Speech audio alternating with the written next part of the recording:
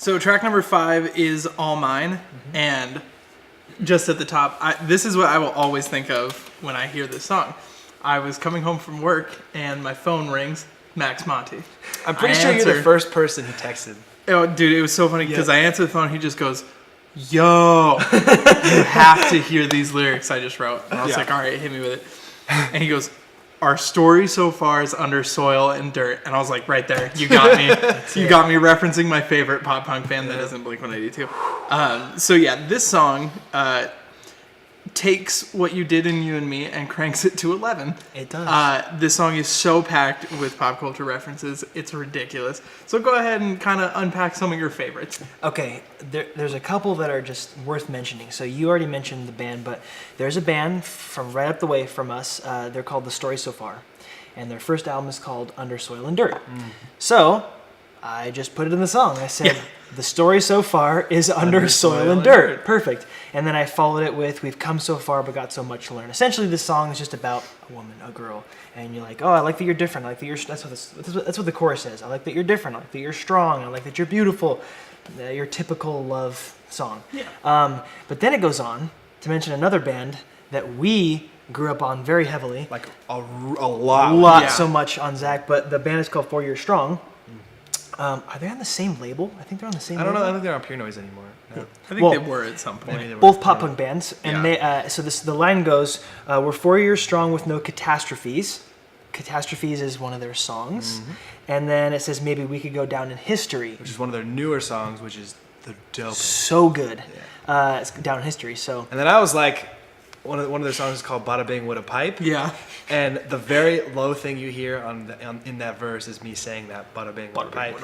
It hits it right into there. And that was just super cool to Perfect. have. It was kind of cool to bring in like bands that we actually like into our music. But and then there's only one other one that I really want to key on. I think this is very interesting. At the end of the chorus, you hear me say, if I'm Kip, you're LaFonda. And if any of you watch the movie Napoleon Dynamite, you know exactly what I'm talking about.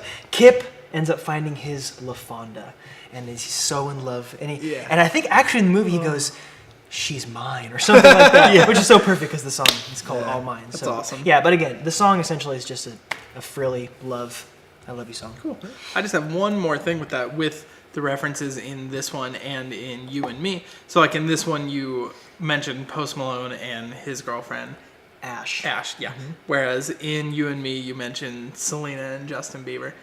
Do you ever worry that it's going to kind of like trap your songs in one spot because not work out? Yeah, because you reference, relationships that by the time the song comes out is no longer a relationship. I think it's part of the time. So I mean, you said it earlier off camera, but it's kind of a time capsule. Yeah. So essentially, like, we're writing these songs, and right now, for the people that are listening to them, they're potentially very important because they know all these references. But if you were to listen to the song 10 years from now, the cool part is that you'd be able to go back in time, almost, time capsule, and go, oh, that was important then, And even if Ash and Post Malone don't stay together or whatever, you can look back at it. Cool. So I think go ahead and when it comes to production, I think this song started out pretty simply on guitar, and I want to say this was the first thing. I literally this was not through S Gear at all. This was just straight DI because I just was trying to get an idea out, and I played it and I was like, I might as well just use it the way it is. I like the way it sounds as it is, all that kind of stuff. So I started playing stuff around, but really the main part of this entire song for me, obviously, was the ending of it. I was like, can I just have like Drake does it all the time. He'll like just have a section at the end of a song, just be like just the beat. And I was like, this is one of those songs to me was super special because of like the hip hop side of culture being like so prominent right now. And I was like, I want to make my claim. I want to make my stake in going like I can do something along the same line. Without being like I've done it 1,000 times, So like this was, I think it was the only song for me where I was like, by the end of it, I was like, because I listened to these songs like 1 billion times more than he does with anybody else. Truth. Where at the end of this, I was like, this is like, I just get to do my sound. I was like, I get to go with it. It's like it's so easy, nod your head. I got to cut it up. Like, that was so much, this entire part of this section was so fun to me just to cut up. So I just got to have fun with this kind of stuff. I don't know.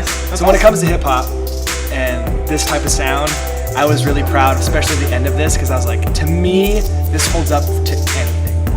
That's awesome. And I liked it. That's awesome, man. One last thing to mention was that when we started this song, Zach remembers this. He was writing it, and I just sat back. He almost wrote the whole thing. He's like, he goes, "What do you think?" or something like that, and I was like, "Yeah, I'm not feeling it."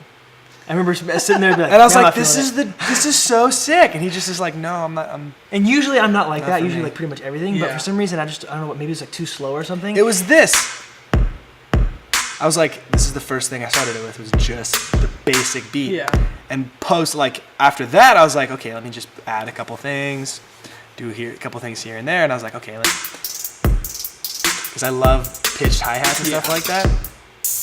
And it's funny enough, this is actually done first on Ableton, and then I transferred all the tracks over there into Pro Tools, and then I put even more like sounds and things. And I was like, okay, I know, because I'm way more familiar with Pro Tools than I am with Ableton. And I was first getting Ableton, and I was like, Ableton for me was like super hip hop, like focused.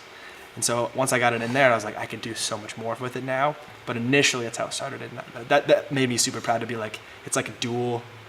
Like you're on dual platform, you're using two different DAWs and making one song. I thought that was cool. Yeah, and I think the cool part, my takeaway from this is that I'm like a full production guy. I want to hear the end product. Zach says this, but I have to remind myself, like, just go with the process. Yeah. And by the end of it, I'm like, this song is so sick. Yeah. So. And also when it comes to this kind of stuff, this is also, is this the part that I'm talking about? Is this the funny part? Ooh. This is the kind of stuff I get to have fun with. Yeah. Oh my goodness. Yeah, your ad libs. They're fun. kill me. They're fun, man. They're so good. Cool. And that's all mine. That's all mine.